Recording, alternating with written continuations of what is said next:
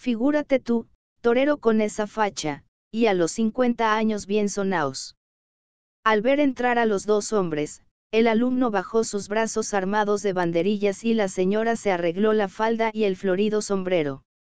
Oh, cher maitre, buenas tardes, monsieur, felices, madame, dijo el maestro llevándose la mano al sombrero. A ver, monsieur, ¿cómo va esa lición? Ya sabe lo que le he dicho. Quieto en su terreno, cita usted al bicho, le deja venir, y cuando lo tiene arlao, quiebra usted y le pone los palos en el morrillo. Usted no tiene que preocuparse de sodio, el toro lo hará tú por usted. Atención, estamos. Y apartándose el maestro se encaró con el terrible toro, o más bien, con el granuja que estaba detrás, puestas las manos en el cuarto trasero para empujarle. Entra, morito. Fue un berrido espantoso el del pescadero para que entrase el toro, excitando con estos gritos y con furiosas patadas en la tierra sus entrañas de aire y de junco y su testuz de paja. Y Morito acometió como una fiera, con gran estrépito de ruedas, cabeceante a causa de las desigualdades del terreno, y llevando a la cola aquel paje que le empujaba para hacerle menos fatigoso el camino. Jamás toro de ganadería famosa pudo compararse en inteligencia con este Morito, bestia inmortal banderilleada y estoqueada miles de veces, sin sufrir otras heridas que las insignificantes que le curaba el carpintero. Parecía tan sabio como los hombres. Al llegar junto al alumno, cambió de dirección para no tocarle con los cuernos, alejándose con los palos clavados en su cuello de corcho. Una ovación saludó esta hazaña, quedando el banderillero firme en su sitio, arreglándose los tirantes del pantalón y los puños de la camisa. Su mujer, con la vehemencia del entusiasmo, se echó atrás, riendo al mismo tiempo que aplaudía, y otra vez la falda, a impulsos de ocultas exuberancias, volvió a dejar al descubierto los encantos inferiores. De maestro, monsieur, gritó el pescadero. Ese par es de primera. Y el extranjero, conmovido por el aplauso del profesor, respondió con modestia, golpeándose el pecho, mía y lo más importante. Corazón, mucho corazón. Luego, para festejar su hazaña, se dirigió al paje de Morito, que parecía relamerse adivinando la orden. Que trajesen un frasco de vino. 3 había vacíos en el suelo, cerca de la dama, cada vez más purpúrea y más movediza de ropas, acogiendo con grandes risotadas las hazañas toreras de su compañero. Al saber que el que llegaba con el maestro era el famoso Gallardo y reconocer su rostro, tantas veces admirado por ella en periódicos y cajas de cerillas, la extranjera perdió el color y sus ojos se enternecieron. Oh, cher maitre. Le sonreía, se frotaba contra él, deseando caer en sus brazos con todo el peso de su voluminosa y flácida humanidad. Chocaron los vasos del vino por la gloria del nuevo torero. Hasta Morito tomó parte en la fiesta, bebiendo en su nombre el granuja que le servía de haya. Antes de 2 meses, monsieur, dijo el pescadero con su gravedad andaluza, está usted clavando banderillas en la plaza de Madrid como el mismísimo Dios, y se lleva usted todas las parmes, y tú y dinero, y todas las mujeres, con permiso de su señora. Y la señora, sin dejar de mirar a Gallardo con ojos tiernos, conmovíase de gozo y una risa estrepitosa agitaba las ondas de grasa de su cuerpo. Continuó su lección el extranjero, con una tenacidad de hombre enérgico. No había que desaprovechar el tiempo. Quería verse cuanto antes en la plaza de Madrid, conquistando todas aquellas cosas que le prometía el maestro. Su rubicunda compañera, viendo que los 2 toreros se marchaban, volvió a sentarse, con el frasco de vino confiado a su custodia. El pescadero acompañó a Gallardo hasta el final de la calle. Adiós, Juan, dijo con gravedad. Puede que nos veamos mañana en la plaza. Ya ves en qué he venido a parar. Tener que comer de estos embustes y payasás. Gallardo se alejó preocupado. ¡Ay! Aquel hombre, que él había visto tirar el dinero en sus buenos tiempos con una arrogancia de príncipe, seguro de su porvenir. Había perdido los ahorros en malas especulaciones. La vida del torero no era para aprender el manejo de una fortuna. Y aún le proponían que se retirase de la profesión. Nunca. Había que arrimarse a los toros. Durante toda la noche, este propósito pareció flotar sobre la laguna negra de su sueño. Había que arrimarse. Y a la mañana siguiente, la resolución firmísima persistió en su pensamiento. Se arrimaría, asombrando al público con sus audacias. Era tal su ánimo, que marchó a la plaza sin las inquietudes supersticiosas de otras veces. Sentía la certeza del triunfo, la corazonada de las tardes gloriosas. La corrida fue accidentada desde su principio. El primer toro, salió pegando, con gran acometividad para las gentes de a caballo.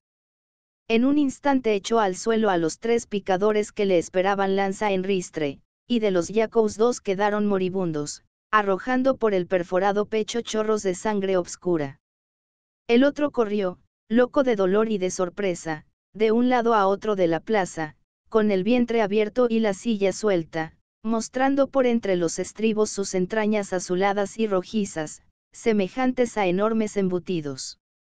Arrastraban las tripas por el suelo, y al pisárselas él mismo con sus patas traseras, tiraba de ellas, desarrollándolas como una madeja confusa que se desenmaraña. El toro, atraído por esta carrera, marchó tras él, y metiendo la poderosa cabeza bajo su vientre lo levantó en los cuernos, arrojándolo al suelo y ensañándose en su mísero armazón quebrantado y agujereado. Al abandonarle la fiera, moribundo y pataleante, un mono sabio, se aproximó para rematarlo, hundiéndole el hierro de la puntilla en lo alto del cráneo. El mísero jaco sintió una rabia de cordero en los estremecimientos de su agonía, y mordió la mano del hombre. Este dio un grito, agitó la diestra ensangrentada y apretó el puñal, hasta que el caballo cesó de patalear, quedando con las extremidades rígidas. Otros empleados de la plaza corrían de un lado a otro con grandes espuertas de arena, arrojándola a montones sobre los charcos de sangre y los cadáveres de los caballos. El público estaba de pie, gesticulando y vociferando. Sentíase entusiasmado por la fiereza de la bestia y protestaba de que en el redondel no quedase ni un picador, gritando a coro, «¡Caballos! ¡Caballos!». Todos estaban convencidos de que iban a salir inmediatamente, pero les indignaba que transcurriesen unos minutos sin nuevas carnicerías. El toro permanecía aislado en el centro del redondel, soberbio y mugidor, levantando los cuernos sucios de sangre, ondeándole las cintas de la divisa sobre su cuello surcado de rasgones azules y rojos. Salieron nuevos jinetes, y otra vez se repitió el repugnante espectáculo. Apenas se aproximaba el picador con la garrocha por delante, ladeando el jaco para que el ojo vendado no le permitiese ver a la fiera, era instantáneo el choque y la caída.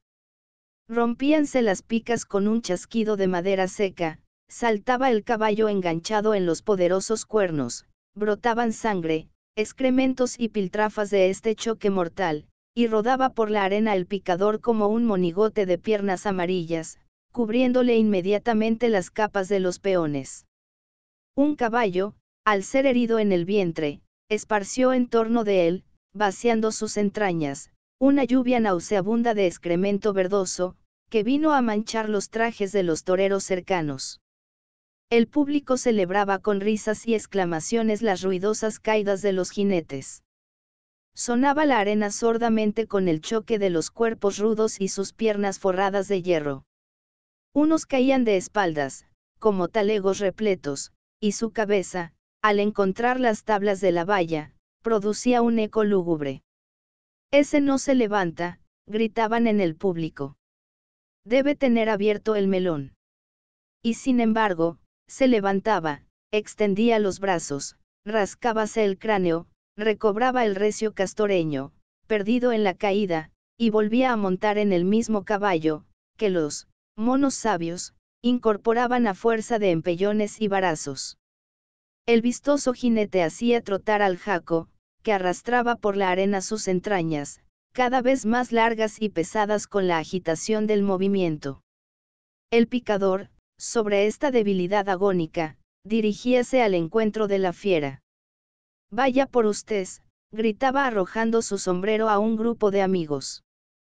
Y apenas se colocaba ante el toro, clavándole su pica en el cuello, hombre y caballo iban por lo alto, partiéndose el grupo en dos piezas con la violencia del choque y rodando cada una por su lado.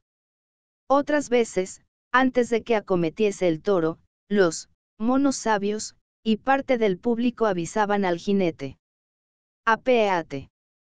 Pero antes de que pudiera hacerlo, con la torpeza de sus piernas rígidas, el caballo se desplomaba, muerto instantáneamente, y el picador caía expelido por las orejas, chocando su testa sordamente contra la arena.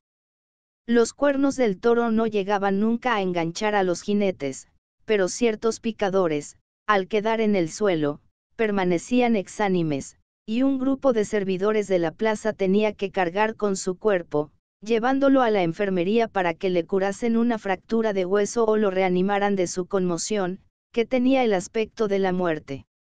Gallardo, ansioso de atraerse la simpatía del público, iba de un lado a otro, y consiguió un gran aplauso tirando de la cola al toro para librar a un picador que estaba en el suelo, próximo a ser enganchado.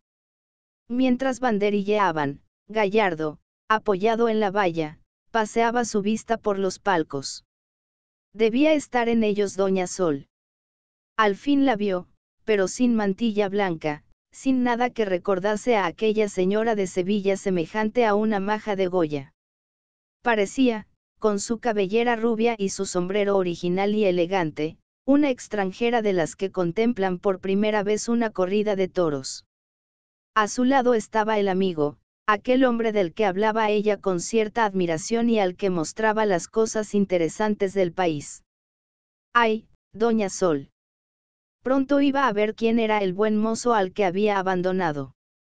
Tendría que aplaudirle en presencia del extranjero aborrecido, se entusiasmaría, aún contra su voluntad, arrastrada por el contagio del público.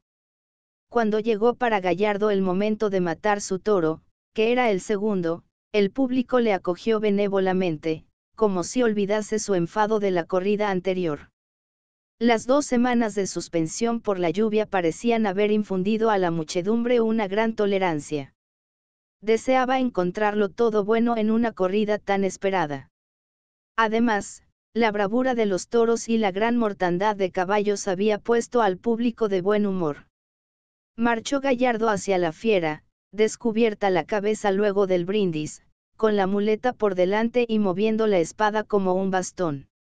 Detrás de él, aunque a una distancia prudente, iban el nacional y otro torero. Algunas voces protestaron desde el tendido. ¿Cuántos acólitos? Parecían un clero parroquial marchando a un entierro. «Fuera tú y Armundo», gritó Gallardo. Y los 2 peones se detuvieron porque lo decía de veras, con un acento que no daba lugar a dudas. Siguió adelante hasta llegar cerca de la fiera, y allí desplegó la muleta, dando aún algunos pasos más, como en sus buenos tiempos, hasta colocar el trapo junto al babeante hocico. Un pase, olé. Un murmullo de satisfacción corrió por los tendidos. El niño de Sevilla volvía por su nombre, tenía vergüenza torera. Iba a hacer alguna de las suyas, como en los mejores tiempos. Y sus pases de muleta fueron acompañados de ruidosas exclamaciones de entusiasmo, mientras en el graderío se reanimaban los partidarios, increpando a los enemigos. ¿Qué les parecía aquello? Gallardo se descuidaba algunas veces, lo reconocían, pero la tarde que él quería. Aquella tarde era de las buenas. Cuando vio al toro con las patas inmóviles, el mismo público le impulsó con sus consejos. «Ahora. Tírate». Y Gallardo se arrojó sobre la bestia con el estoque por delante, saliendo de la amenaza de los cuernos rápidamente. Sonó un aplauso, pero fue muy breve, siguiéndole un murmullo amenazador, en el que se iniciaron estridentes silbidos. Los entusiastas dejaban de mirar al toro para volverse indignados contra el resto del público. ¡Qué injusticia! ¡Qué falta de conocimiento! Había entrado muy bien a matar. Pero los enemigos señalaban al toro sin desistir de sus protestas, y toda la plaza se unía a ellos con una explosión ensordecedora de silbidos. La espada había penetrado torcida, atravesando al toro y asomando su punta por uno de los costados, junto a una pata delantera. Todos gesticulaban y braceaban con aspavientos de indignación. ¡Qué escándalo! Aquello no lo hacía ni un mal novillero. El animal, con la empuñadura de la espada en el cuello y la punta asomando por el arranque de un brazo, empezó a cojear, agitando su enorme masa con el vaivén de un paso desigual. Esto pareció conmover a todos con generosa indignación. Pobre toro. Tan bueno, tan noble.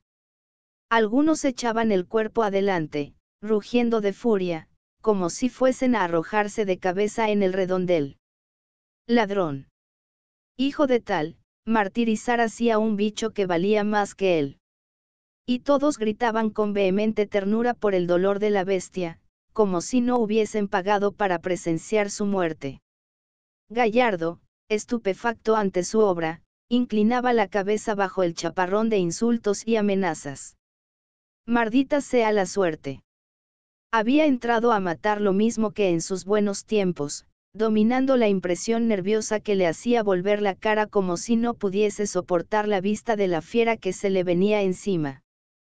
Pero el deseo de evitar el peligro, de salirse cuanto antes de entre los cuernos, le había hecho rematar la suerte con aquella estocada torpe y escandalosa. En los tendidos agitábase la gente con el hervor de numerosas disputas. No lo entiende. Vuelve la cara. Está hecho un maleta. Y los partidarios de Gallardo excusaban a su ídolo con no menos vehemencia. Eso le ocurre a cualquiera. Es una desgracia. Lo importante es entrar a matar con guapesa, como él lo hace. El toro, después de correr cojeando con dolorosos vaivenes, que hacían bramar al gentío de indignación, quedó inmóvil, para no prolongar más su martirio. Gallardo tomó otra espada y fue a colocarse ante él. El público adivinó su trabajo. Iba a descabellar al toro, lo único que podía hacer después de su crimen. Apoyó la punta del estoque entre los dos cuernos, mientras con la otra mano agitaba la muleta, para que la bestia, atraída por el trapo, humillase la cabeza hasta el suelo. Apretó la espada, y el toro, al sentirse herido, agitó el testuz, repeliendo el arma. Gritó la muchedumbre con burlesca unanimidad. Volvió el matador a repetir su juego, y otra vez clavó el estoque, haciendo estremecerse a la fiera. 2. Cantaron en los tendidos burlescamente. Repitió el intento de descabello, sin más resultado que un mugido de la fiera, dolorida por este martirio. 3. Pero a este coro irónico de parte del público uniéronse silbidos y gritos de protesta. Pero ¿cuándo iba a acabar aquel maleta? Al fin acertó a tocar con la punta de su estoque el arranque de la médula espinal, centro de vida, y el toro cayó instantáneamente, quedando de lado y con las patas rígidas. El espada se limpió el sudor y emprendió la vuelta hacia la presidencia con paso lento, respirando jadeante. Por fin veíase libre de aquel animal. Había creído no acabar nunca. El público le acogía a su paso con sarcasmo o con un silencio desdeñoso. Nadie aplaudía. Saludó al presidente en medio de la indiferencia general y fue a refugiarse tras la barrera, como un escolar avergonzado de sus faltas. Mientras Garabato le ofrecía un vaso de agua, el matador miró a los palcos, encontrándose con los ojos de Doña Sol, que le habían seguido hasta su retiro. ¿Qué pensaría de él aquella mujer? ¿Cómo reiría en compañía de su amigo, viéndole insultado por el público? Qué maldita idea la de aquella señora de venir a la corrida. Permaneció entre barreras, evitándose toda fatiga hasta que soltasen el otro toro que había de matar. Le dolía la pierna herida por lo mucho que había corrido. Ya no era el mismo, lo reconocía. Resultaban inútiles sus arrogancias y su propósito de arrimarse. Ni sus piernas eran ligeras y seguras como en otros tiempos, ni su brazo derecho tenía aquella audacia que le hacía tenderse sin miedo, deseoso de llegar cuanto antes al cuello del toro. Ahora se encogía, desobedeciendo su voluntad, con el instinto torpe de ciertos animales que se contraen y ocultan la cara, creyendo evitar de este modo el peligro. Sus antiguas supersticiones aparecieron de pronto aterradoras y obsesionantes. Tengo mala pata, pensaba Gallardo.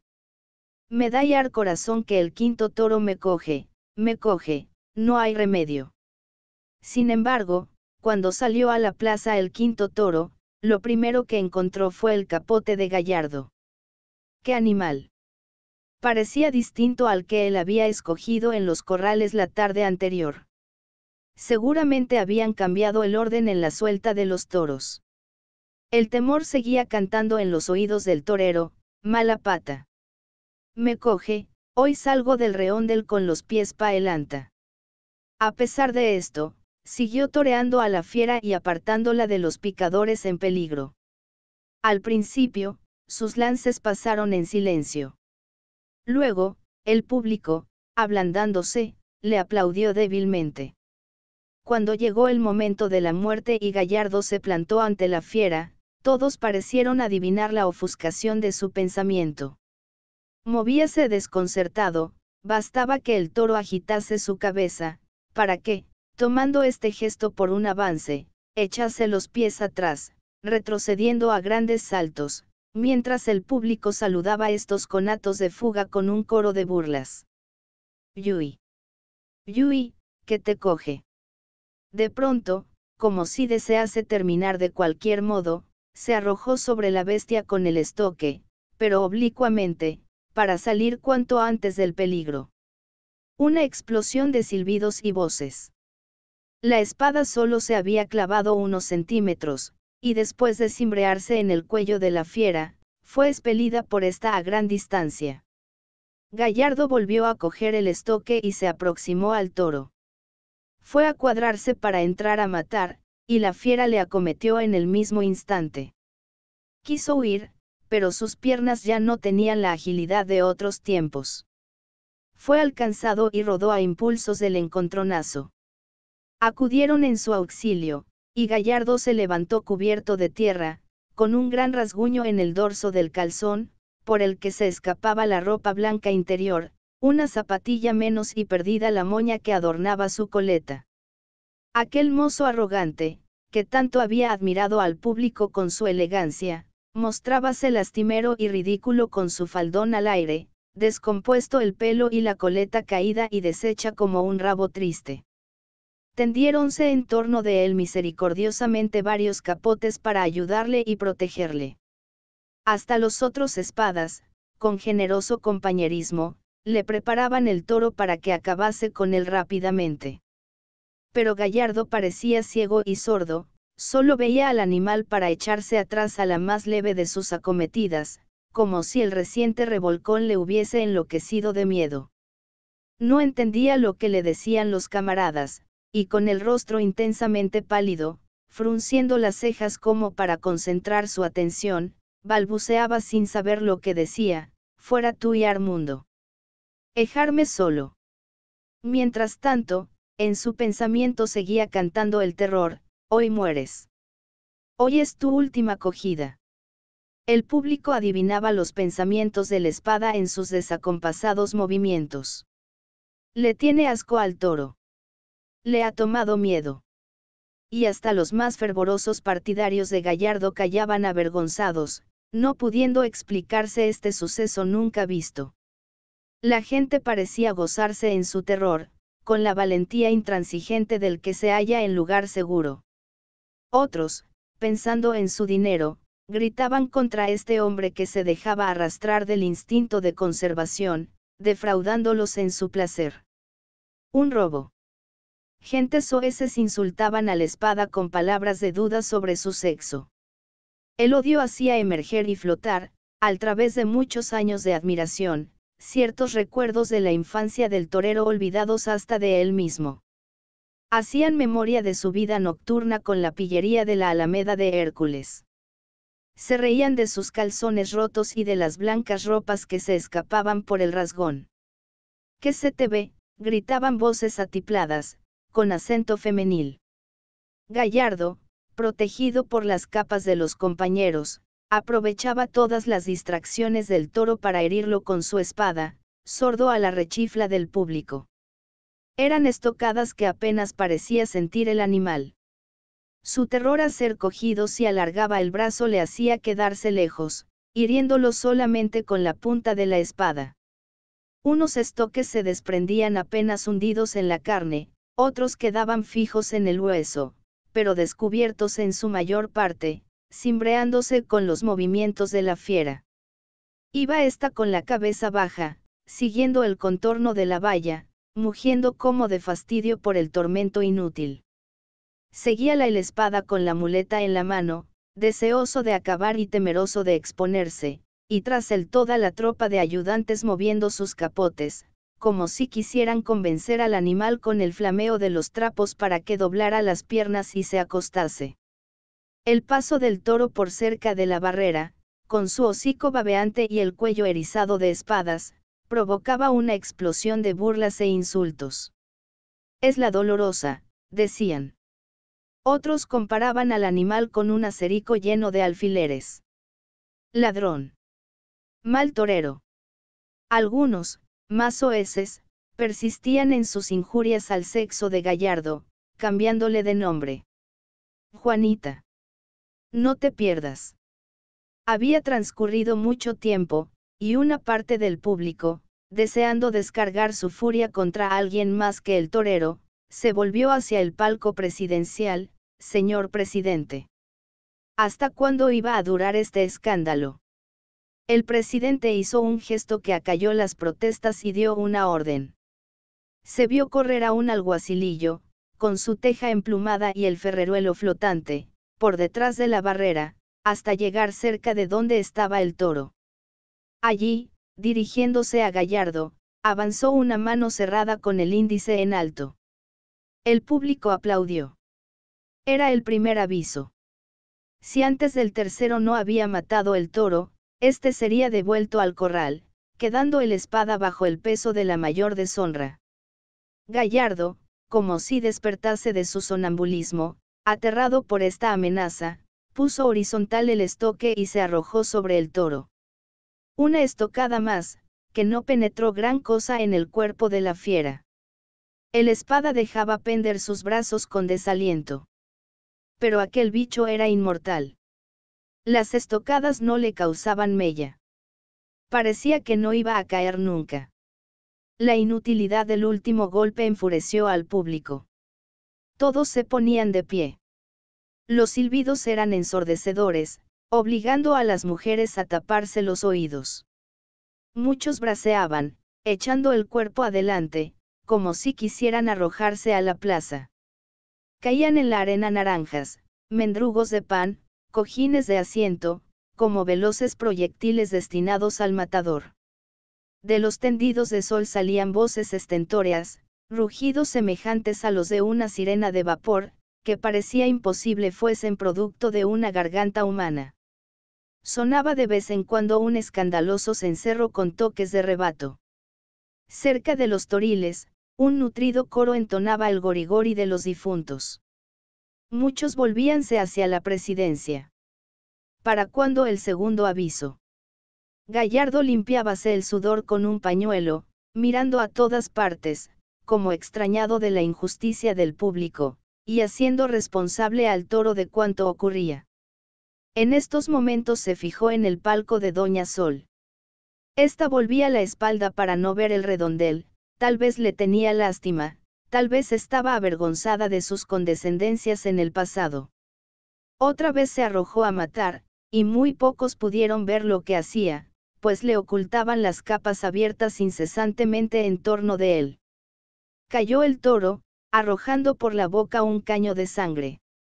Al fin, el público se aquietó, cesando de manotear, pero continuaron los gritos y silbidos. El animal fue rematado por el puntillero, le arrancaron las espadas, quedó enganchado por el testuz al tiro de mulillas y lo sacaron a rastras del redondel, dejando una ancha faja de tierra apisonada y regueros de sangre, que los mozos borraron con golpes de rastrillo y espuertas de arena. Gallardo se ocultó entre barreras, huyendo de la protesta injuriosa que levantaba su presencia. Allí permaneció, cansado y jadeante, con una pierna dolorida, sintiendo en medio de su desaliento la satisfacción de verse libre del peligro. No había muerto en los cuernos de la fiera, pero lo debía a su prudencia. El público. Muchedumbre de asesinos que ansían la muerte de un hombre, como si solo ellos amasen la vida y tuvieran una familia. La salida de la plaza fue triste, al través del gentío que ocupaba los alrededores del circo, de los carruajes y automóviles, de las largas filas de tranvías. Rodaba el coche de Gallardo con lento paso, para no atropellar a los grupos de espectadores que salían de la plaza. Estos se apartaban ante las mulas, pero al reconocer al Espada parecían arrepentidos de su amabilidad. Gallardo adivinaba en el movimiento de sus labios tremendas injurias. Pasaban junto al coche otros carruajes ocupados por hermosas mujeres con mantiles blancas. Unas volvían la cabeza, como para no ver al torero, otras le miraban con ojos de desconsoladora conmiseración.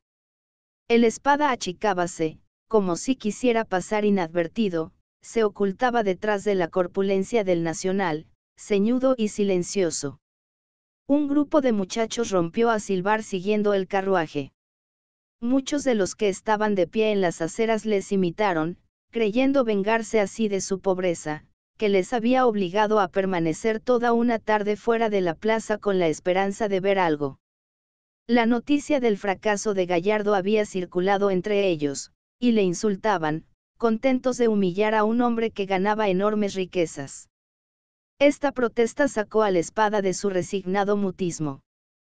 Maldita sea. ¿Pero por qué sirvan? ¿Han estado acaso en la corría? Les ha costado el dinero. Una piedra dio contra una rueda del coche. La pillería vociferaba junto al estribo, pero llegaron dos guardias a caballo y deshicieron la manifestación, escoltando después por todo lo alto de la calle de Alcalá al famoso Juan Gallardo. El primer hombre del mundo. Acababan las cuadrillas de salir al redondel, cuando sonaron fuertes golpes en la puerta de caballerizas. Un empleado de la plaza se acercó a ella gritando con mal humor. No se entraba por allí, debían buscar otra puerta. Pero una voz le contestó desde fuera con insistencia, y abrió. Entraron un hombre y una mujer, él con sombrero blanco cordobés, ella vestida de negro y con mantilla. El hombre estrechó la mano del empleado, dejando dentro de ella algo que humanizó su fiero gesto. «Me conoce usted, ¿verdad?», dijo el recién venido. «De vera que no me conoce. Soy el cuñado de Gallardo, y esta señora es su esposa». Carmen miraba a todos lados en el abandonado patio. A lo lejos, tras las recias paredes de ladrillo, sonaba la música y se percibía la respiración de la muchedumbre, cortada por gritos de entusiasmo y rumores de curiosidad. Las cuadrillas desfilaban ante el presidente. «¿Dónde está?», preguntó ansiosa Carmen. «¿Dónde ha de estar, mujer?», repuso el cuñado con rudeza. «En la plaza cumpliendo con su obligación. Es una locura haber venido, un disparate. Este carácter tan flojo que tengo». Carmen siguió mirando en torno de ella, pero con cierta indecisión, como arrepentida de haber llegado hasta allí. ¿Qué iba a hacer? El empleado, conmovido por el apretón de manos de Antonio y por el parentesco de aquellas dos personas con un matador de fama, mostrábase obsequioso. Si quería aguardar la señora a la terminación de la fiesta, podía descansar en la casa del conserje. Si deseaba ver la corrida, él sabría colocarlos en buen sitio aunque no llevasen billetes. Carmen se estremeció con esta proposición. ¿Ver la corrida? No. Había llegado hasta la plaza con un esfuerzo de su voluntad, y se arrepentía de ello. Le era imposible resistir la presencia de su marido en el redondel. Nunca le había visto toreando. Aguardaría allí hasta que no pudiese más. Vaya por Dios, dijo con resignación el talabartero. Nos quedaremos, aunque no sé qué pintamos aquí frente a las caballerizas. Desde el día anterior que el marido de Encarnación iba tras de su cuñada, sufriendo los sobresaltos y lágrimas de una nerviosidad excitada por el miedo. El sábado a mediodía, Carmen le había hablado en el despacho del maestro. Se marchaba a Madrid. Estaba resuelta a este viaje. No podía vivir en Sevilla. Llevaba cerca de una semana de insomnios, viendo en su imaginación escenas horrorosas. Su instinto femenil parecía avisarle un gran peligro. Necesitaba correr al lado de Juan. No sabía con qué objeto ni qué podría conseguir en el viaje, pero ansiaba verse junto a Gallardo, con ese anhelo cariñoso que cree aminorar el peligro colocándose cerca de la persona amada. Aquello no era vivir. Se había enterado por los diarios del gran fracaso de Juan el domingo anterior en la Plaza de Madrid. Conocía la soberbia profesional del torero, adivinaba que no toleraría con resignación este contratiempo. Iba a hacer locuras para reconquistar el aplauso del público. La última carta que había recibido de él se lo daba a entender vagamente. No, y no, dijo con energía a su cuñado. Me voy a Madrid esta misma tarde. Si tú quieres me acompañas, si no quieres venir, me iré sola. Sobre tú, ni una palabra a don José, me estorbaría el viaje. Esto no lo sabe más que la mamita. El talabartero aceptó. Un viaje gratuito a Madrid, aunque fuese en triste compañía. Durante el camino, Carmen daba forma a sus anhelos. Hablaría a su marido enérgicamente. ¿A qué continuar toreando? No tenían bastante para vivir. Debía retirarse, pero inmediatamente, si no, ella iba a perecer. Era preciso que esta corrida fuese la última. Aún esto le parecía demasiado. Llegaba a tiempo a Madrid para que su marido no torease por la tarde. Le decía el corazón que con su presencia iba a evitar una desgracia. Pero el cuñado protestaba con grandes aspavientos al oír esto. ¡Qué barbarie! Lo que sois las mujeres. Se os mete una cosa en la cabeza, y eso ha de ser. ¿Es que crees tú que no hay autoría, ni leyes, ni reglamento de plaza, y que basta que a una mujer se le ocurra abrazarse al marido y tener miedo, pa' que se suspenda una corría y seque el público con un parmo de narices? Tú dirás lo que quieras a Juan, pero será luego de la corría. Con la autoría no se juega, iríamos todos a la cárcel. Y el talabartero se imaginaba las consecuencias más dramáticas si Carmen persistía en su disparatada idea de presentarse al marido, impidiéndole que torease. Los prenderían a todos. Él se veía ya en la cárcel como cómplice de este acto, que en su simpleza consideraba un crimen. Cuando llegaron a Madrid tuvo que hacer nuevos esfuerzos para impedir que su compañera corriese al hotel donde estaba su marido. ¿Qué iba a conseguir con esto? Lo vas a asar con tu presencia, y luego irá a la plaza de mal humor, sin serenia, y si le ocurre algo, tú tendrás la culpa. Esta reflexión amansó a Carmen, haciendo que se entregase a la dirección de su cuñado. Se dejó llevar a un hotel que éste escogió, y allí estuvo toda la mañana, tendida en un sofá de su cuarto, llorando, como si diese por cierta su desgracia.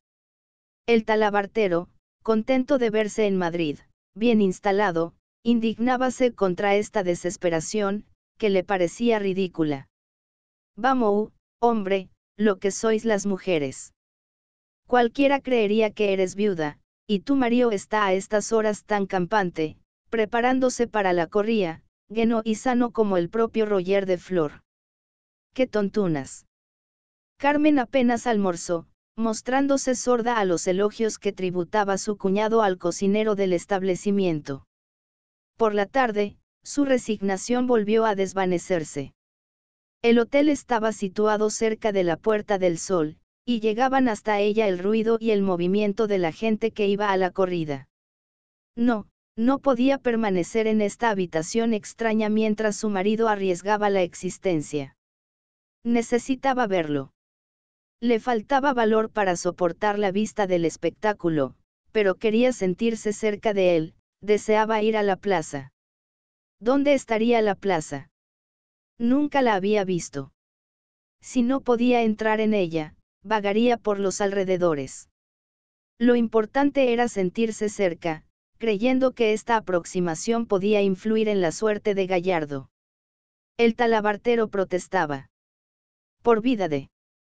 Él tenía el propósito de asistir a la corrida, había salido del hotel para comprar un billete, y ahora Carmen le aguaba la fiesta con su empeño de ir a la plaza. ¿Pero qué vas a hacer allí, criatura? ¿Qué vas a remediar con tu presencia? Figúrate, si Juanillo llega a verte. Discutieron largamente, pero la mujer oponía a todas sus razones la misma respuesta tenaz: no me acompañes. Iré yo sola. Acabó el cuñado por rendirse, y en un coche de alquiler fueron a la plaza, entrando en ella por la puerta de caballerizas. El talabartero se acordaba mucho del circo y sus dependencias luego de haber acompañado a Gallardo en uno de sus viajes a Madrid para las corridas de primavera. Él y el empleado mostrábanse indecisos y con mal humor ante aquella mujer de ojos enrojecidos y mejillas hundidas, que seguía plantada en el patio sin saber qué hacer. Los dos hombres sentíanse atraídos por el rumor del gentío y la música que sonaba en la plaza. Iban a estar allí toda la tarde, sin ver la corrida. El empleado tuvo una buena inspiración. Si la señora quiere pasar a la capilla. Había terminado el desfile de las cuadrillas. Por la puerta que daba acceso al redondel volvían trotando algunos caballos. Eran los picadores que no estaban de tanda y se retiraban de la arena para sustituir a sus compañeros cuando les llegase el turno. Amarrados a unas anillas del muro estaban en fila 6 yacos ensillados, los primeros que habían de salir al redondel para suplir las bajas. A espaldas de ellos, los picadores entretenían la espera haciendo evolucionar sus caballos. Un encargado de las cuadras, montando una yegua asustadiza y brava, la hacía galopar por el corral para fatigarla, entregándola luego a los piqueros. Coseaban los yacos, martirizados por las moscas, tirando de las anillas como si adivinasen el cercano peligro. Trotaban los otros caballos, enardecidos por las espuelas de los jinetes. Carmen y su cuñado tuvieron que refugiarse bajo las arcadas, y al fin la mujer del torero aceptó la invitación de pasar a la capilla. Era un lugar seguro y tranquilo, y allí podría hacer algo de provecho para su esposo. Cuando se vio en la santa pieza, de un ambiente denso por la respiración del público que había presenciado la oración de los toreros, Carmen fijó sus ojos en la pobreza del altar. Ardían 4 luces ante la Virgen de la Paloma, pero a ella le pareció mezquino este tributo. Abrió su bolso para dar un duro al empleado. No podía traer más cirios. El hombre se rascó unas 100. Cirios. Cirios.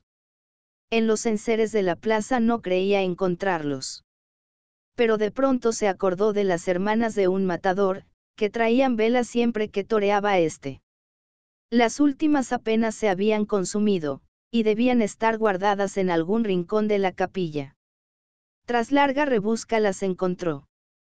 Faltaban candeleros, pero el empleado, hombre de recursos, trajo un par de botellas vacías, e introduciendo en su cuello las velas, las encendió, colocándolas junto a las otras luces.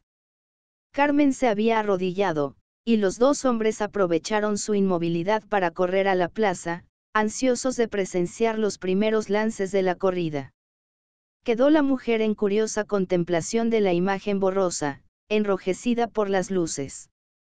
No conocía a esta virgen, pero debía ser dulce y bondadosa como la de Sevilla, a la que tantas veces había suplicado.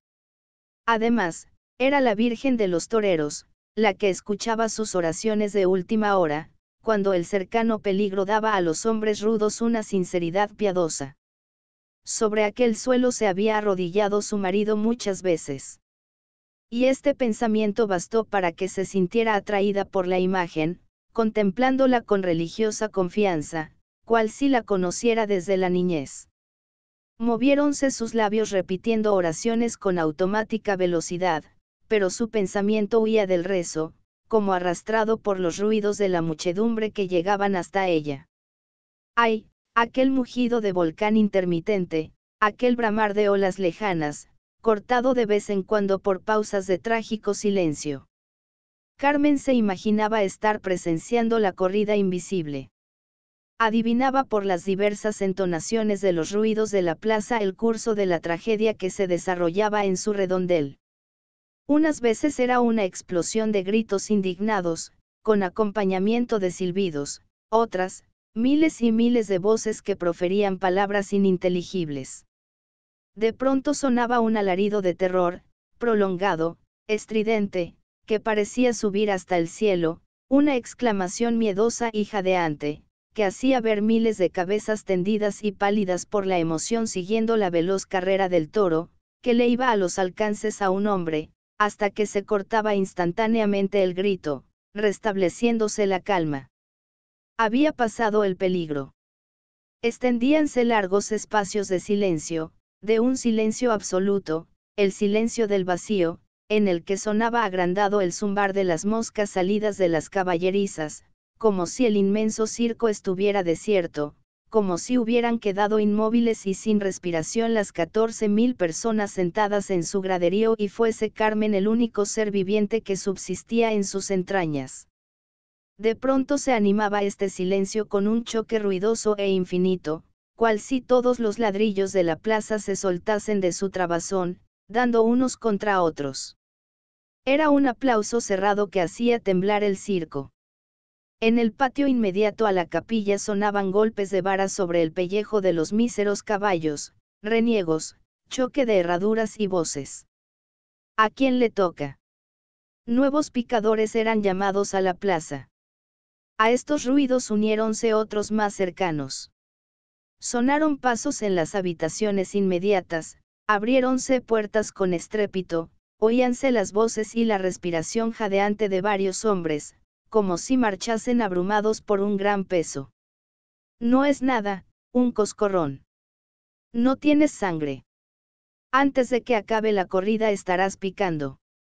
Y una voz bronca, debilitada por el dolor, como si viniese de lo más profundo de los pulmones, gemía entre suspiros, con un acento que recordaba a Carmen su tierra, Virgen de la Solea. Creo que me he roto algo. Mire bien, Doute, ay, mis hijos. Carmen se estremeció de espanto. Elevaba sus ojos a la Virgen, extraviados por el miedo. Su nariz parecía afilarse con la emoción entre las mejillas hundidas y pálidas.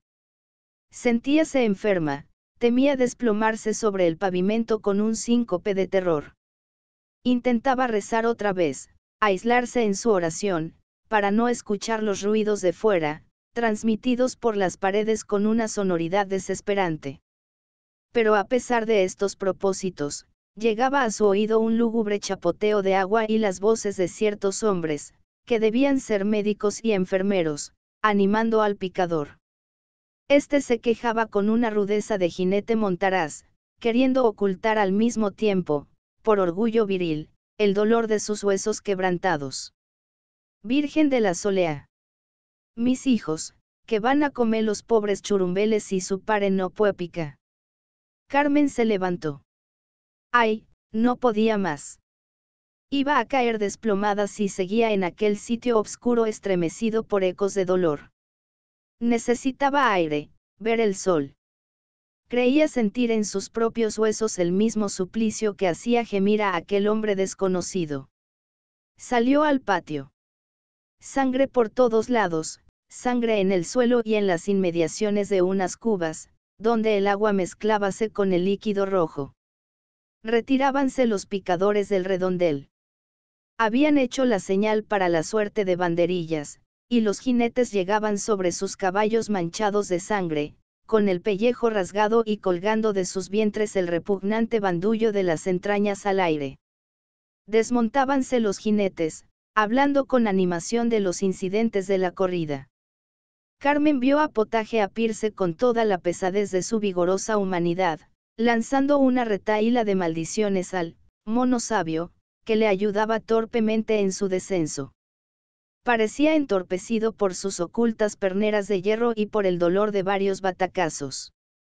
Llevábase una mano a la espalda para rascarse con dolorosos desperezos, pero sonreía, mostrando su amarilla dentadura de caballo. «¿Habéis visto ustedes que Gueno está o Juan?», decía a todos los que le rodeaban. «Hoy viene Gueno de veras». Al reparar en la única mujer que estaba en el patio y reconocerla, no mostró extrañeza. «Usted por aquí, señá Carmen». «Tanto Gueno». Y hablaba tranquilamente, como si a él, en la somnolencia en que le tenía siempre el vino y la propia bestialidad, no pudiera asombrarle nada del mundo. «¿Ha visto usted a Juan?», prosiguió. «Se ha acostado en el suelo, elante del toro, en los mismos hocicos. Lo que jase se gachó no lo jas nadie. Asómese a velo, que hoy está múgueno». Le llamaron desde una puerta, que era la de la enfermería. Su compañero el picador deseaba hablarle antes de que lo trasladasen al hospital. «Adiós, señá Carmen. Voy a ver qué quiere ese provecito. Una caía con fratura, según dicen. Ese no pica en toda la temporada». Carmen se refugió bajo las arcadas, queriendo cerrar sus ojos para no ver el espectáculo repugnante del patio, pero al mismo tiempo sentíase atraída por el rojo mareador de la sangre. Los monos sabios conducían de las riendas los caballos heridos, que arrastraban sus entrañas por el suelo, soltando al mismo tiempo por debajo de la cola una diarrea de susto. Al verlos, un encargado de las cuadras comenzó a mover pies y manos, agitado por una fiebre de actividad. «Fuerza, valientes», gritó dirigiéndose a los mozos de las caballerizas. «Duro. Duro ahí».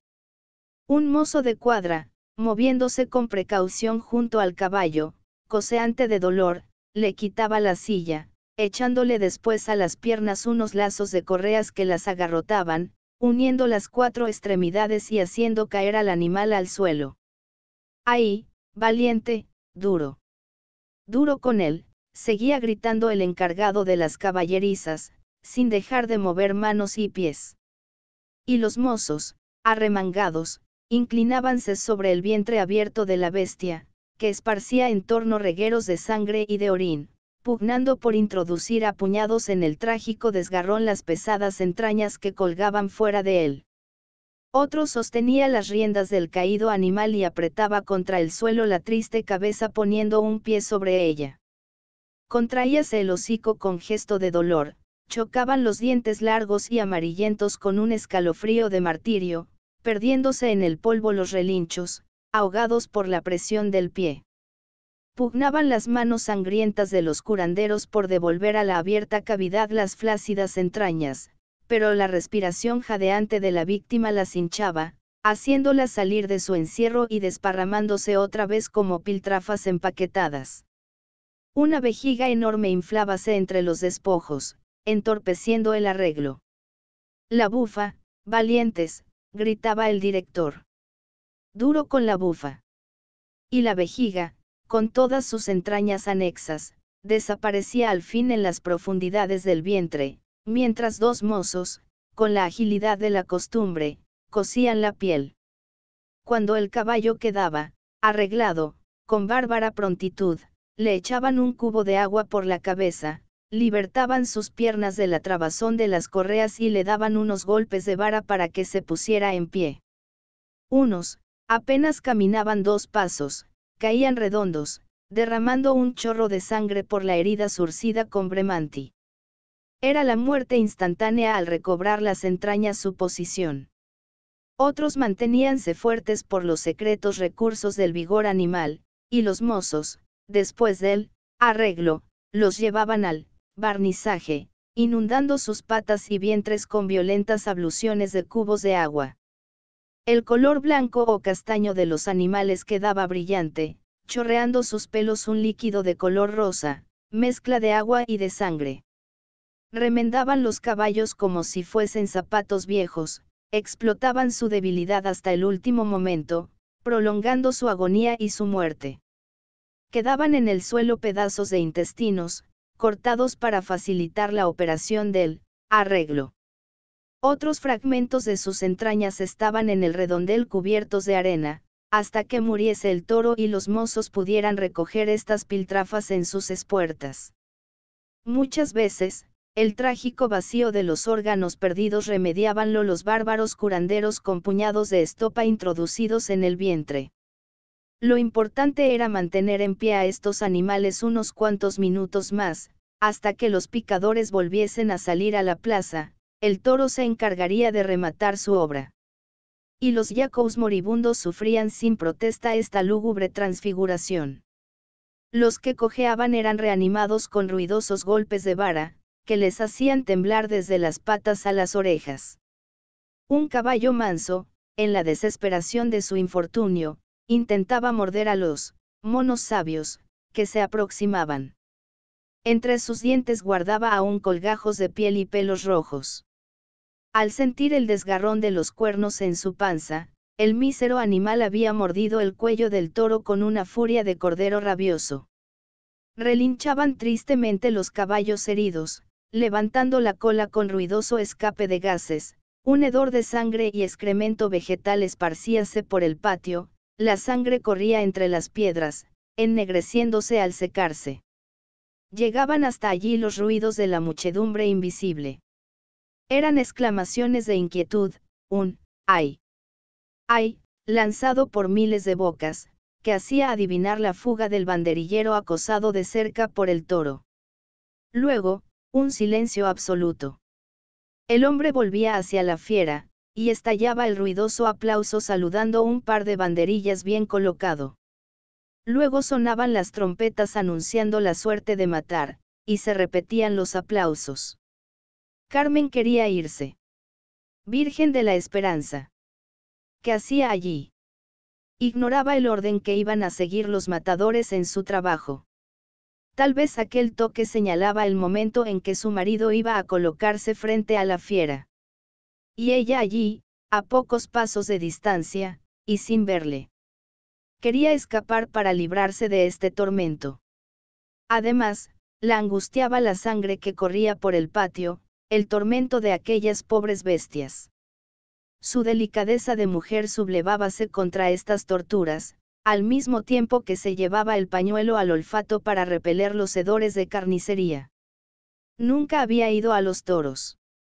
Gran parte de su existencia la había pasado oyendo hablar de corridas, pero en los relatos de estas fiestas solo veía lo externo, lo que ve todo el mundo, los lances del redondel, a la luz del sol, con brillo de sedas y bordados, la representación fastuosa, sin conocer los preparativos odiosos que se verificaban en el misterio de los bastidores. Y ellos vivían de esta fiesta, con sus repugnantes martirios de animales débiles. Y su fortuna había sido hecha a costa de tales espectáculos. Estalló un aplauso ruidoso dentro del circo. En el patio se dieron órdenes con voz imperiosa. El primer toro acababa de morir. Abriéronse en el fondo del pasadizo de la puerta de caballerizas las vallas que comunicaban con el redondel, y llegaron con más intensidad los ruidos de la muchedumbre y los ecos de la música. Las mulillas estaban en la plaza, una trinca para recoger los caballos muertos, otra para llevarse a rastras el cadáver del toro. Carmen vio venir por debajo de las arcadas a su cuñado. Aún estaba trémulo de entusiasmo por lo que había visto. Juan, colosal. Está esta tarde como nunca. No tengas miedo. Si ese chico se come los toros vivos. Luego la miró con inquietud, temeroso de que le hiciese perder una tarde tan interesante, que decidía. Se consideraba con valor para asomarse a la plaza. Llévame, dijo ella con acento angustioso. Sácame pronto de aquí. Me siento enferma. Déjame en la primera iglesia que encontremos. El talabartero torció el gesto. Por vida de Roger. Dejar una corrida tan magnífica. Y mientras iban hacia la puerta, calculaba dónde podría abandonar a Carmen para volver cuanto antes a la plaza. Cuando salió el segundo toro, todavía Gallardo, apoyado en la barrera, recibía felicitaciones de sus admiradores. ¡Qué coraje el de aquel chico! Cuando quería. La plaza entera le había aplaudido en el primer toro, olvidando sus enfados de las corridas anteriores. Al caer un picador, quedando exánime por el terrible choque, Gallardo había acudido con su capa, llevándose a la fiera al centro del redondel. Fueron unas Verónicas arrogantes que acabaron por dejar a la bestia inmóvil y fatigada después de revolverse tras el engaño del trapo rojo. El torero, aprovechando la estupefacción del animal, quedó erguido a pocos pasos de su hocico, sacando el vientre como si le desafiase. Sintió, la corazonada, precursora feliz de sus grandes atrevimientos. Había que conquistar al público con un rasgo de audacia, y se arrodilló ante los cuernos con cierta precaución, pronto a levantarse al más leve intento de acometida. El toro permaneció quieto. Avanzó una mano hasta tocar su hocico babeante, y el animal no hizo movimiento alguno. Entonces atrevióse a algo que sumió al público en un silencio palpitante. Poco a poco se acostó en la arena, con el capote entre los brazos sirviéndole de almohada, y así estuvo algunos segundos, tendido bajo las narices de la fiera, que le olisqueaba con cierto miedo, como si recelase un peligro en este cuerpo que audazmente se colocaba bajo sus cuernos. Cuando el toro, recobrando su agresiva fiereza, bajó las astas, el torero rodó hacia las patas, poniéndose de este modo fuera de su alcance, y el animal pasó sobre él, buscando vanamente en su feroz ceguera el bulto al que acometía. Se levantó Gallardo, limpiándose el polvo, y el público, amante de las temeridades, le aplaudió con el entusiasmo de otros tiempos. No solo celebraba su audacia. Se aplaudía a sí mismo, admiraba su propia majestad, adivinando que el atrevimiento del torero era para reconciliarse con él, para ganar de nuevo su afecto. Gallardo venía a la corrida dispuesto a las mayores audacias para conquistar aplausos. Se descuida, decían en los tendidos, muchas veces es flojo, pero tiene vergüenza torera y vuelve por su nombre. El entusiasmo del público, su alegre agitación al recordar la hazaña de Gallardo y la certera estocada con que el otro maestro había dado muerte al primer toro, trocáronse en mal humor y protestas al ver el segundo en el redondel. Era enorme y de hermosa estampa, pero corría por el centro de la plaza, mirando con extrañeza a la ruidosa muchedumbre de los tendidos, asustado de las voces y silbidos con que pretendían excitarle y huyendo de su propia sombra, como si adivinara toda clase de acechanzas.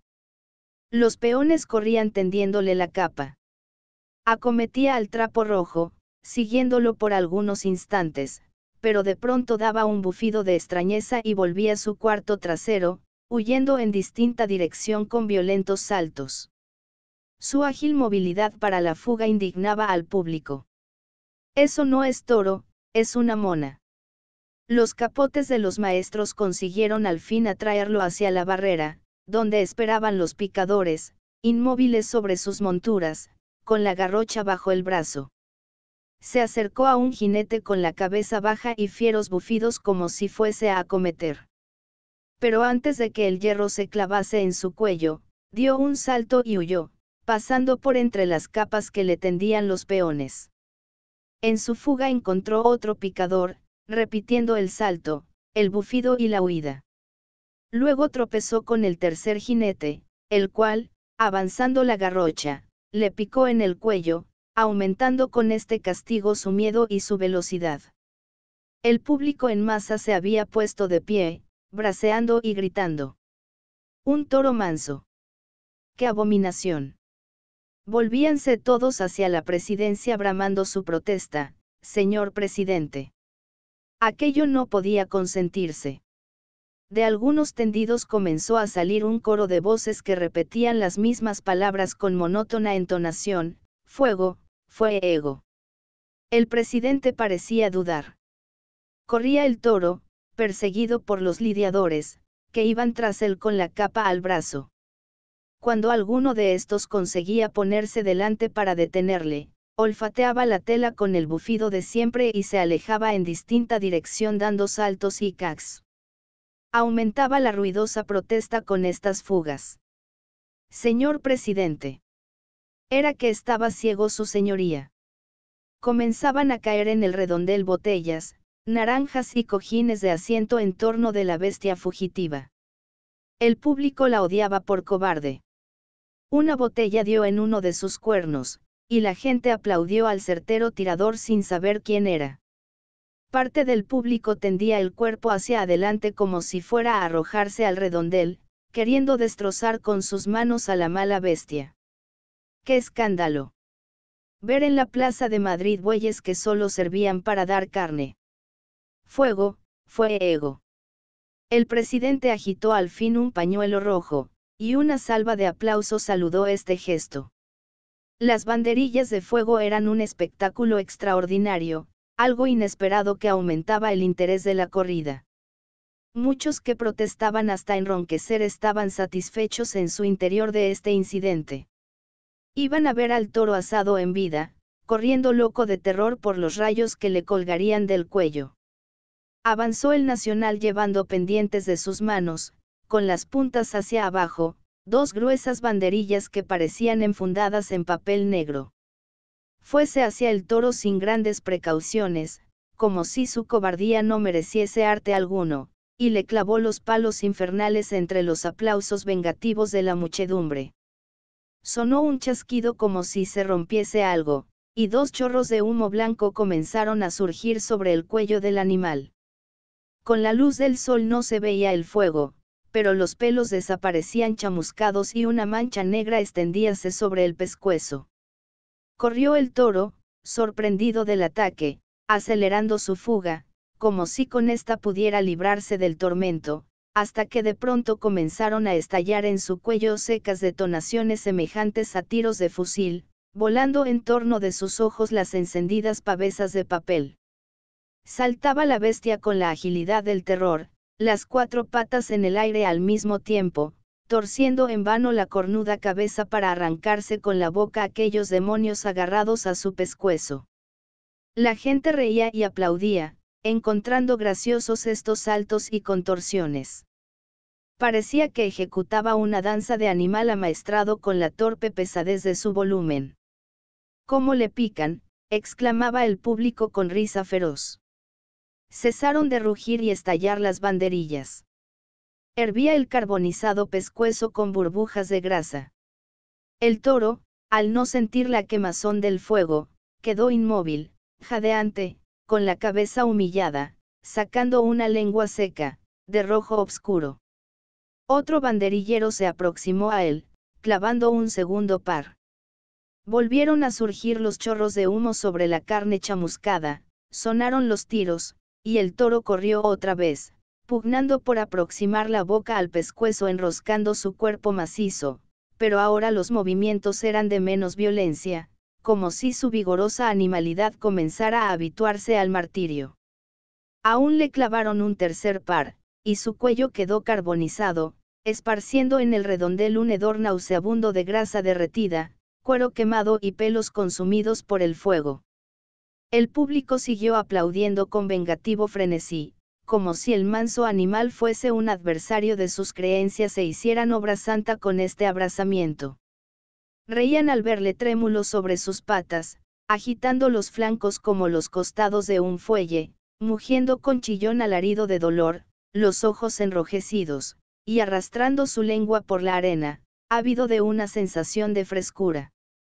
Gallardo aguardaba apoyado en la barrera, cerca de la presidencia, la señal para matar. Garabato tenía sobre el borde de la valla el estoque y la muleta preparados. «Maldita sea», tan bien como se presentaba la corrida, y reservarle la mala suerte a este toro, que él mismo había escogido por su buena estampa, y que al pisar la arena resultaba mansurrón. Excusábase por adelantado de lo defectuoso de su trabajo, hablando con los inteligentes que ocupaban las delanteras de barrera. Se hará lo que se pueda, y sodio más, decía levantando los hombros. Luego miraba a los palcos, fijándose en el de Doña Sol. Le había aplaudido antes, cuando realizó su estupenda hazaña de acostarse ante el toro.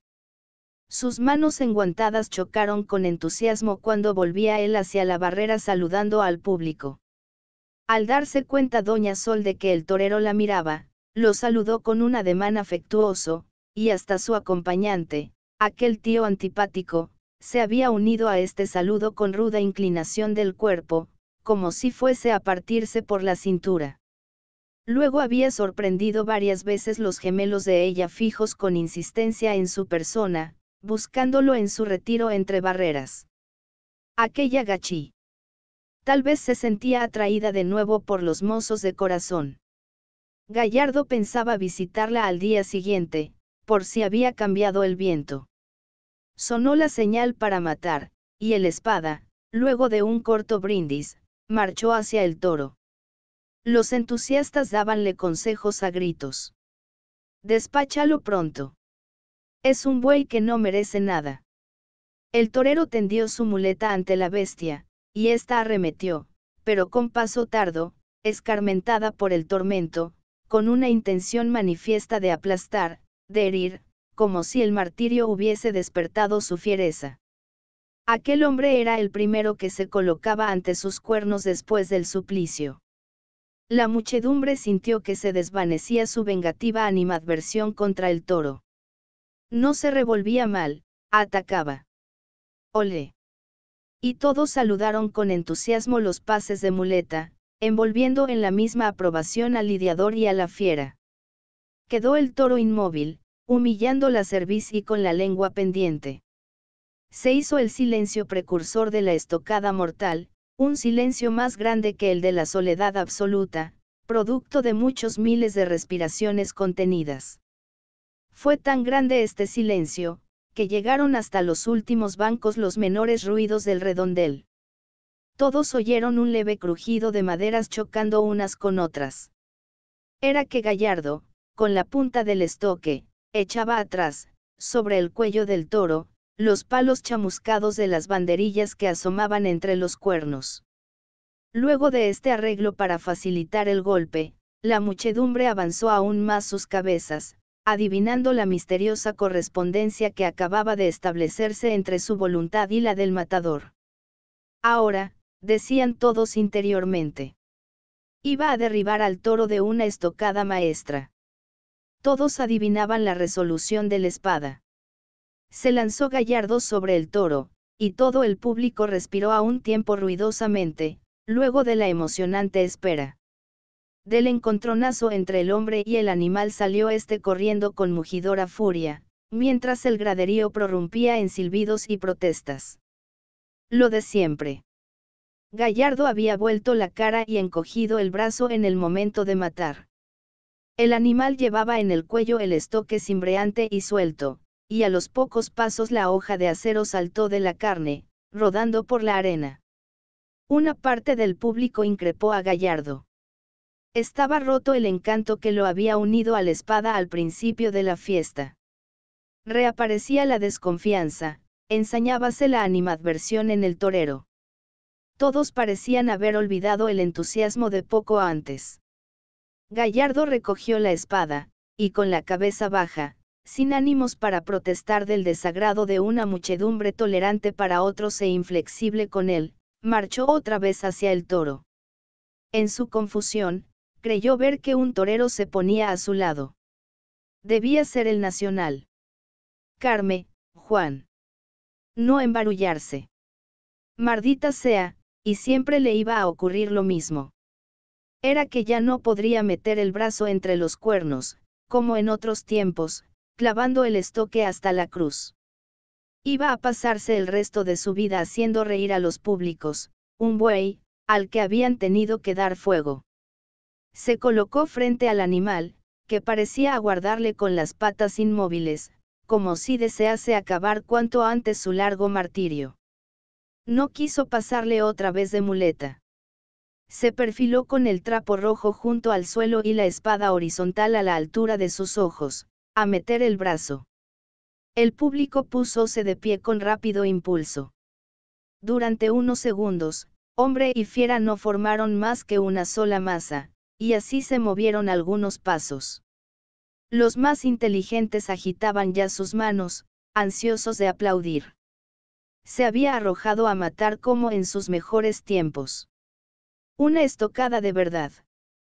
Pero de pronto, el hombre salió de entre los cuernos despedido como un proyectil por un cabezazo demoledor, y rodó por la arena. El toro bajó la cabeza y sus cuernos engancharon el cuerpo inerte, elevándolo un instante del suelo y dejándolo caer, para proseguir su carrera, llevando en el cuello la empuñadura de la espada, hundida hasta la cruz. Gallardo se levantó torpemente, y la plaza entera estalló en un aplauso ensordecedor, ansiosa de reparar su injusticia. Olé los hombres. Bien por el niño de Sevilla. Había estáogeno. Pero el torero no contestaba a estas exclamaciones de entusiasmo. Se llevó las manos al vientre, agachándose en una curvatura dolorosa, y comenzó a andar con paso vacilante y la cabeza baja. Por 2 veces la levantó, mirando a la puerta de salida como si temiese no encontrarla, perdido en temblorosos zigzags, cual si estuviese ebrio. De pronto cayó en la arena, encogido como un gusano enorme de seda y oro. 4 mozos de la plaza tiraron torpemente de él hasta izarlo sobre sus hombros. El nacional se unió al grupo, sosteniendo la cabeza de la espada, pálida, amarillenta, con los ojos vidriosos al través de las pestañas cruzadas. El público tuvo un movimiento de sorpresa, cesando en sus aplausos. Todos volvían la vista en torno, indecisos sobre la gravedad del suceso. Pero pronto circularon noticias optimistas, que nadie sabía de dónde venían, esa opinión anónima que todos admiten, y en ciertos instantes enardece o inmoviliza a las muchedumbres. No era nada. Un varetazo en el vientre que le privaba de sentido. Nadie había visto sangre. La muchedumbre, súbitamente tranquilizada, fue sentándose, pasando su atención del torero herido a la fiera, que aún se mantenía en pie, resistiendo a las angustias de la muerte.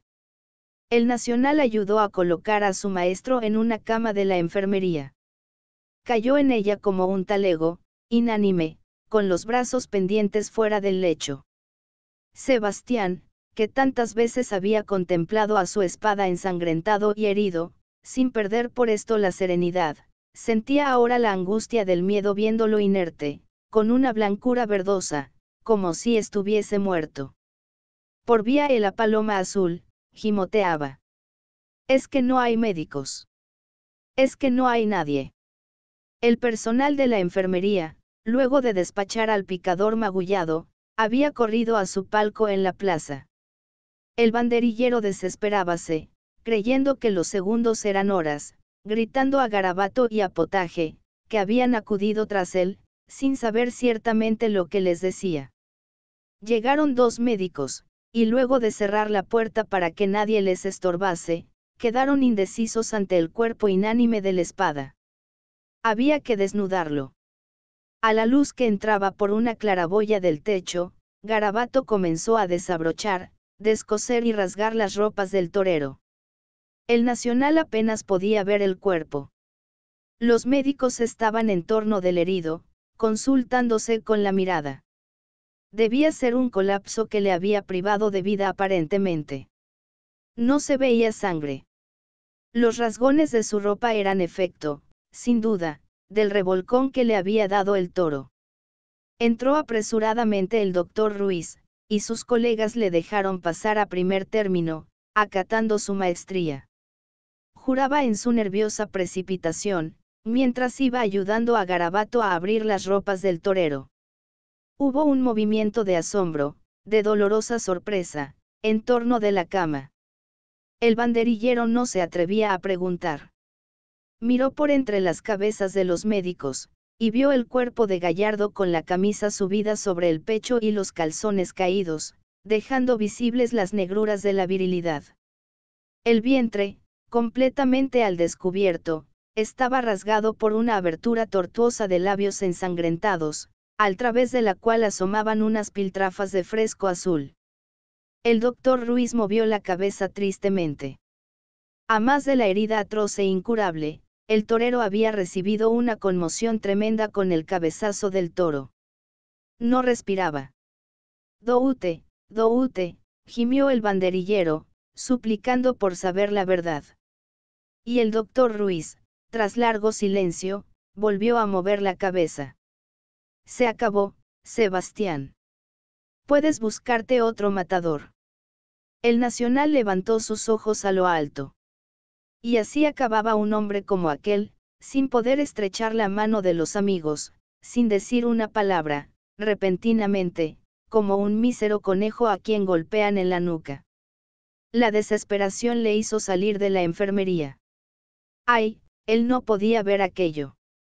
Él no era como Potaje, que permanecía inmóvil y ceñudo a los pies de la cama, contemplando el cadáver como si no lo viese, mientras hacía girar el castoreño entre sus dedos. Iba a llorar como un niño. Su pecho jadeaba de angustia, mientras los ojos se le hinchaban a impulsos de las lágrimas. En el patio tuvo que apartarse para dejar paso a los picadores que volvían al redondel. La terrible nueva comenzaba a circular por la plaza. Gallardo había muerto. Unos dudaban de la veracidad de la noticia, otros dábanla por cierta, pero ninguno se movía del asiento. Iban a soltar el tercer toro. Aún estaba la corrida en su primera mitad, y no era cosa de renunciar a ella. Por la puerta del redondel llegaba el rumor de la muchedumbre y el sonido de la música. El banderillero sintió nacer en su pensamiento un odio feroz por todo lo que le rodeaba, una aversión a su oficio y al público que lo mantenía. Danzaban en su memoria las sonoras palabras con que hacía reír a las gentes, encontrando ahora en ellas una nueva expresión de justicia. Pensó en el toro, al que arrastraban por la arena en aquel momento con el cuello carbonizado y sanguinolento, rígidas las patas y unos ojos vidriosos que miraban al espacio azul como miran los muertos.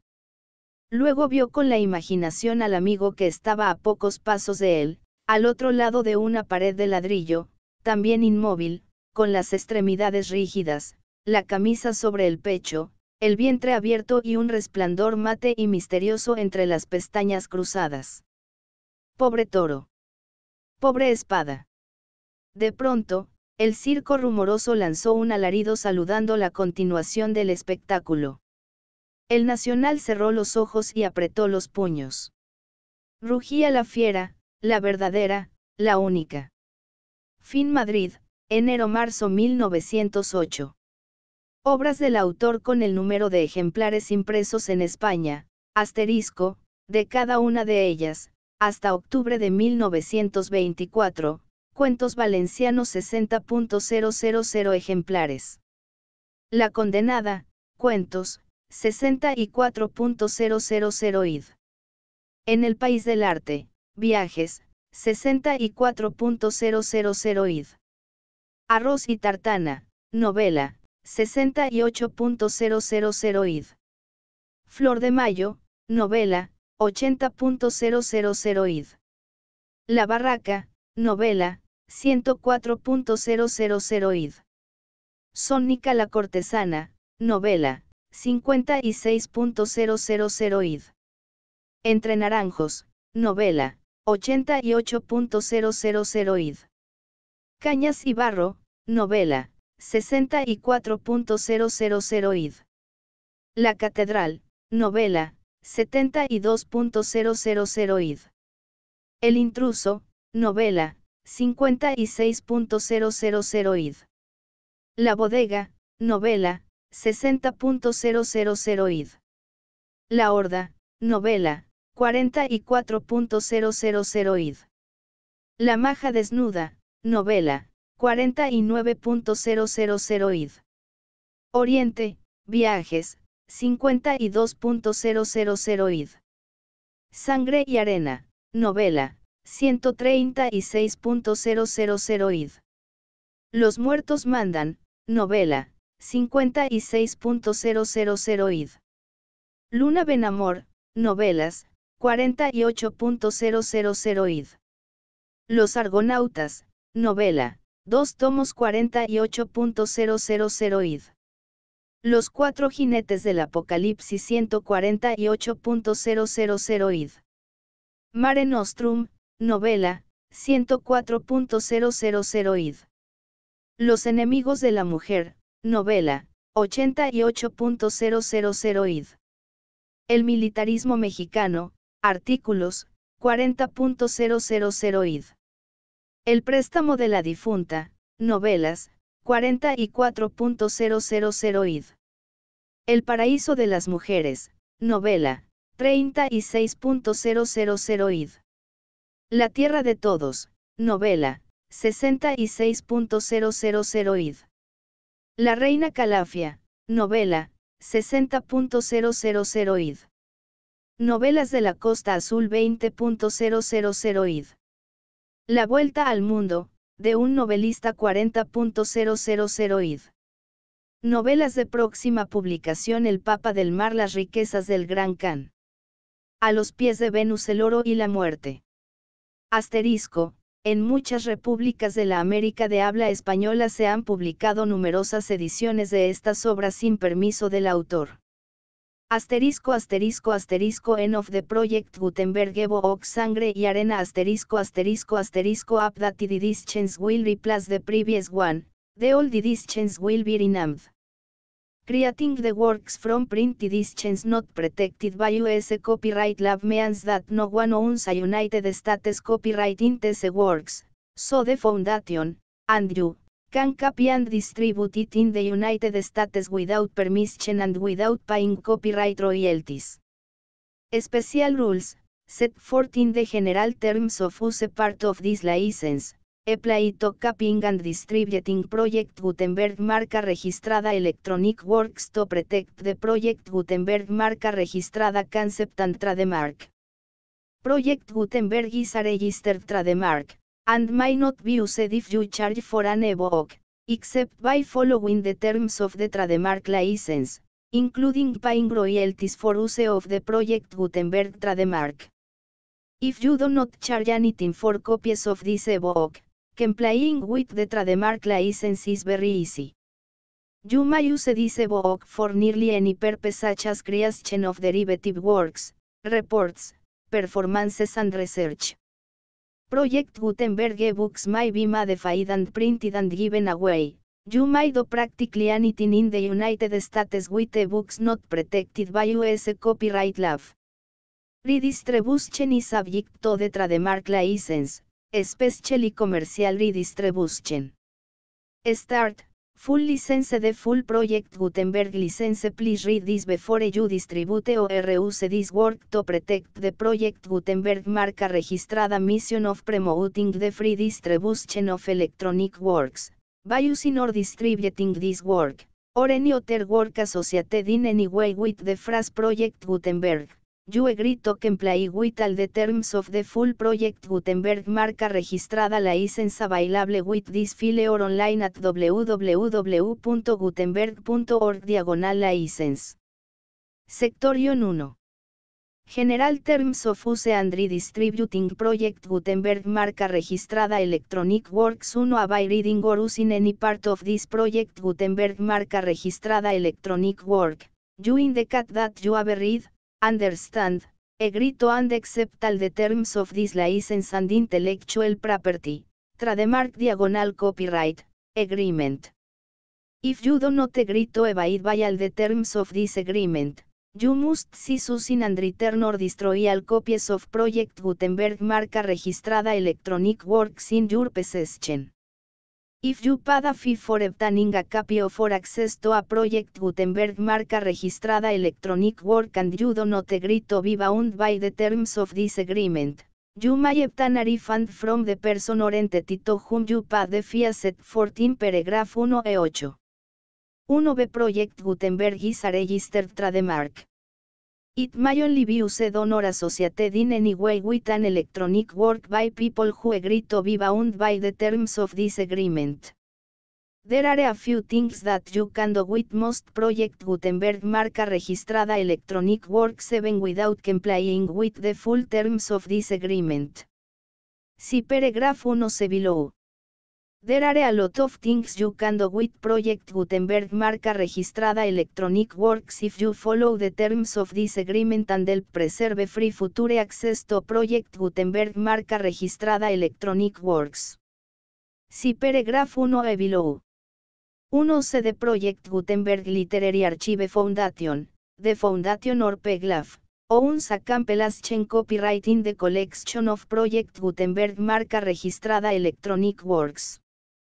Nearly all the individual works in the collection are in the public domain in the United States.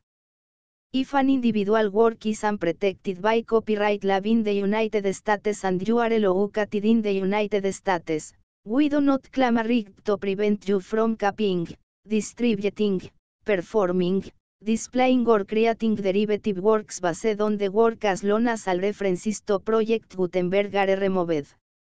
Of course, we hope that you will support the Project Gutenberg marca registrada mission of promoting free access to electronic works by freely sharing Project Gutenberg marca registrada works in compliance with the terms of this agreement for keeping the Project Gutenberg marca registrada name associated with the work.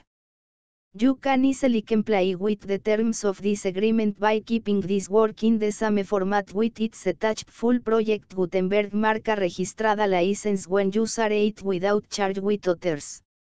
1 The copyright laws of the place where you are located also govern what you can do with this work. Copyright laws in most countries are in a constant state of change. If you are outside the United States, check the laws of your country in addition to the terms of this agreement before downloading, copying, displaying, performing, distributing or creating derivative works based on this work or any other Project Gutenberg marca registrada work. The Foundation makes no representations concerning the copyright status of any work in any country other than the United States. 1 Unless you have removed all references to Project Gutenberg. 1E1. The following sentence, with active links to other immediate access